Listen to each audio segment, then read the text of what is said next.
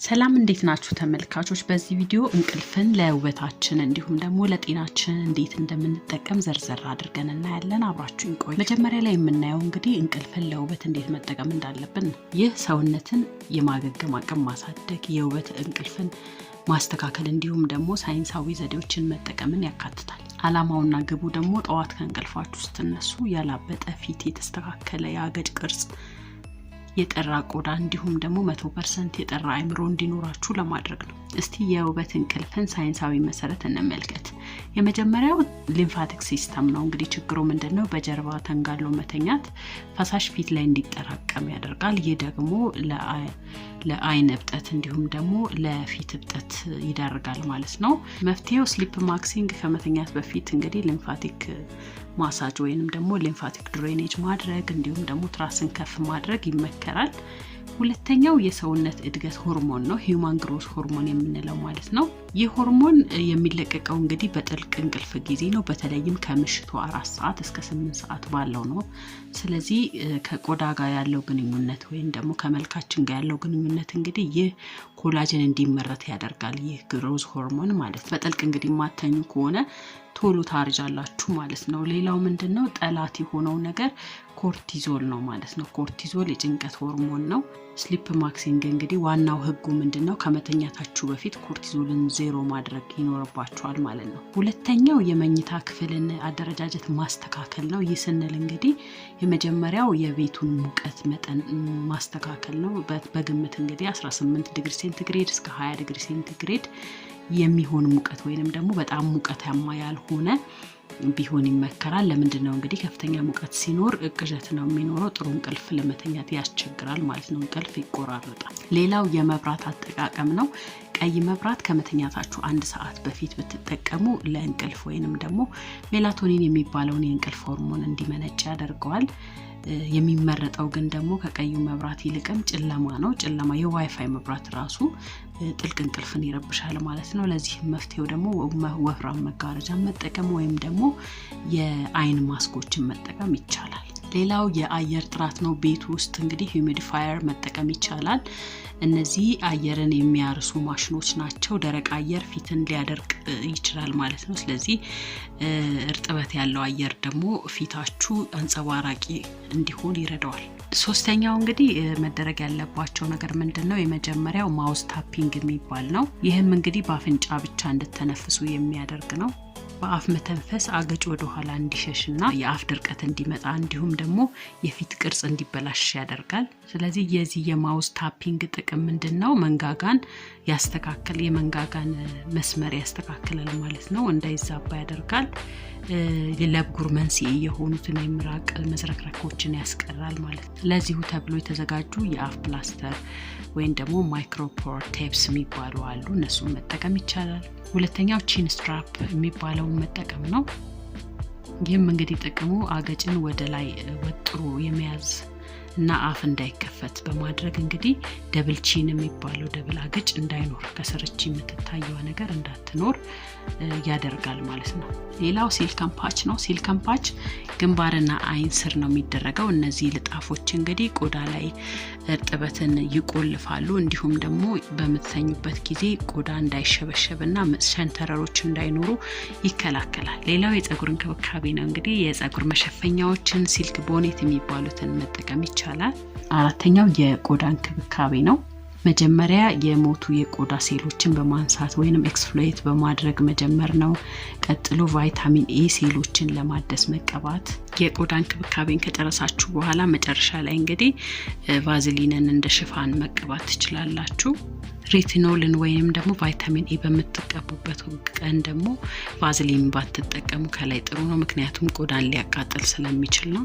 ሌላው የሚወሰዱ ሰፕሊመንቶችን መውሰድ ትችላላችሁ። ለምሳሌ እነ ማግኔዥየም ማለት ነው። ማግኔዥየም ሰውነት ዘና እንዲል ያደርጋል፣ ጭንቀትን ይቀንሳል።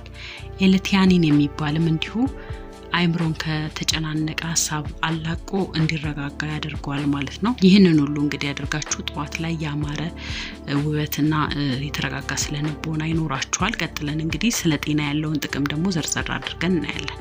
እሺ ተመልካቾች ተመልሻለሁ። አሁን ደግሞ እስቲ እንቅልፍን ለጤና እንዴት እንደምንጠቀመው እንዴት እንደሚጠቅመን እስቲ እናያለን ማለት ነው። መጀመሪያ ላይ የእንቅልፍ አወቃቀሩን እንየው እስቲ እንቅልፍ እንዴት እንደሚሰራ እንየው።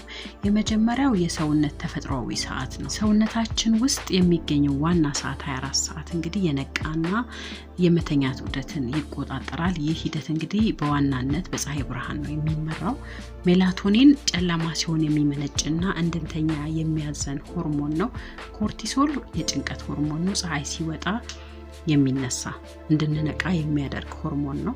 ከእንቅልፍ በነቃንበት ቅጽበት ጀምሮ አዴኖሲን የተባለ ኬሚካል በአይምሮአችን ውስጥ ይከማቻል። ይህ ኬሚካል ሲበዛ የመተኛት ፍላጎታችን ይጨምራል። ቡና ወይንም ካፊን ያላቸው ነገሮች ይህን ኬሚካል ይሸፍናሉ እንጂ ድካሙን አይቀንሱም። እስቲ የእንቅልፍ ደረጃዎችን እንይ። ደረጃ 1 እና 2 ቀለል ያለ እንቅልፍ፣ የሰውነት ሙቀት የሚቀንስበት እንዲሁም የልብ ምት የሚቀንስበት ነው። ደረጃ 3 ጥልቅ እንቅልፍ ይባላል። ይህ ሰውነት ራሱን የሚጠግንበት ወቅት ነው። ሌላው የህልም እንቅልፍ አይምሮአችን በጣም የሚነቃበት ነገር ግን ደግሞ ሰውነታችን የማይንቀሳቀስበት ጊዜ ነው። ይህ ጊዜ ለፈጠራ ችሎታ በጣም ወሳኝ ነው። እስቲ የአይምሮ ጤናንና የመርሳት ችግርን እንይ። በጥልቅ እንቅልፍ ወቅት የአይምሮአችን ህዋሳት መጠናቸው ይቀንስና ፈሳሽ በአይምሮ ውስጥ እንዲዘዋወር ያደርጋሉ። ይህ ሂደት ቀኑን ሙሉ የተጠራቀመ መርዛማ ኬሚካሎችን ያጥፋል። ይህ የማጽዳት ሂደት ካልተከናወነ ለአልዛይመር በሽታ ወይም ለመርሳት ችግር እንጋለጣለን ማለት ነው። በቂ እንቅልፍ አለማግኘት ማለት አይምሮ ራሱን እንዳያጸዳ መከላከል ማለት ነው። እንቅልፍ ያጣ አይምሮ ስሜቱን መቆጣጠር ያቅተዋል። የሚያስበው አይምሮ ፕሪፍሮንታል ኮርቴክስ እና የስሜት ማዕከል የሆነው ግንኙነታቸው ይቋረጣል ማለት ነው። ያለ እንቅልፍ ስሜታችን ለትንሽ ነገር ይረበሻል። ይህ ደግሞ ለብስጭትና ለቁጣ ይዳርጋል። በእንቅልፍ እጦትና በአይምሮ ህመም መካከል ጠንካራ ግንኙነት አለ። የህልም እንቅልፍ እንደ የሌሊት ህክምና ሆኖ ነው የሚያገለግለው ማለት ነው። ሌላው ለልብ ህመም የመጋለጥ የደም ግፊት እንዲሁም ስትሮክን ጨምሮ ማለት ነው። እንግዲህ በጥልቅ እንቅልፍ ወቅት የደም ግፊት በተፈጥሮ ይቀንሳል።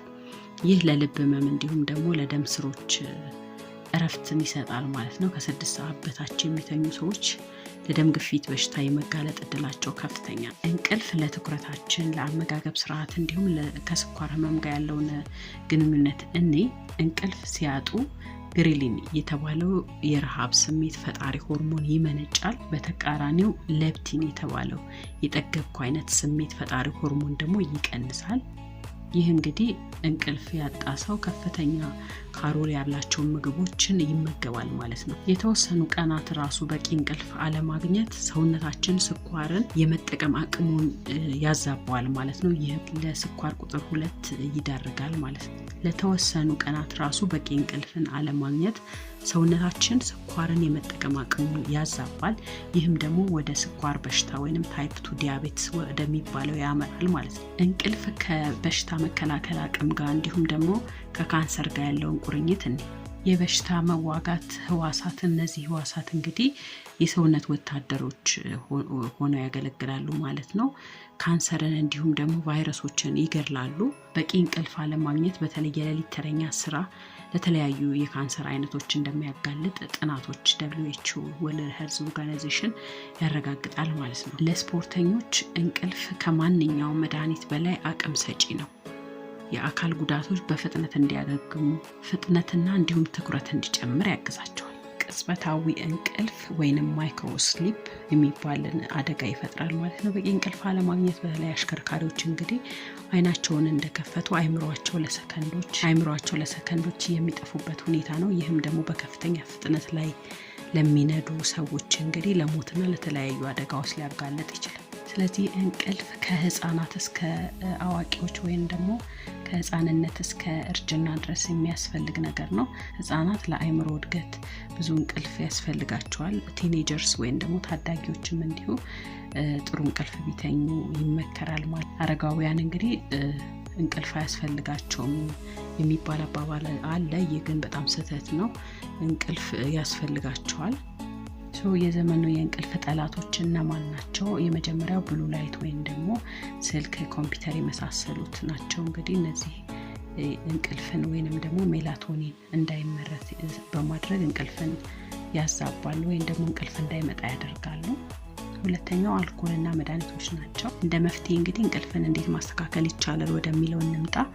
እንግዲህ የመጀመሪያው እንዳልኳችሁ የመኝታ ክፍል ሙቀት መቆጣጠር፣ ጨለማ እንዲሆን ማድረግ በተቻለ መጠን፣ ከመተኛታችሁ 10 ሰዓት በፊት ቡና ማቆም፣ ከመተኛታችሁ 3 ሰዓት በፊት ምግብና አልኮል ማቆም፣ ከመተኛታችሁ 2 ሰዓት በፊት ስራን ማቆም፣ እንዲሁም ደግሞ ከመተኛታችሁ 1 ሰዓት በፊት ስልክና ስክሪኖችን ማቆም ይኖርባችኋል። ጥራት ያለው እንቅልፍ አእምሮአችንን፣ አካላችንን በየቀኑ የምናድስበት ብቸኛው መንገድ ነው።